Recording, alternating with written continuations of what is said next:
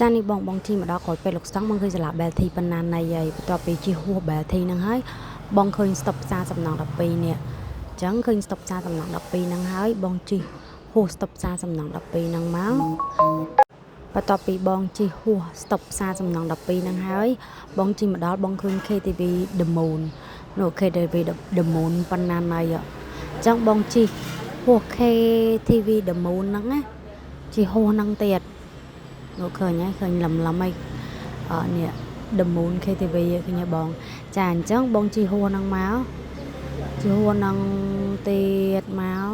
ខ្ញុំខ្ជិលប្រើស្វីតឲ្យលឿននេះជិះហួរហ្នឹងហើយបងឃើញផ្សារសំណង់12ជាម៉ងនេះនៅគៀននេះផ្សារសំណង់12ជាម៉ងឃើញហើយប៉ុណ្ណាណៃបន្ទាប់មកបងជិះហួរផ្សារសំណង់12ជាម៉ងហ្នឹងមកផ្លូវទី1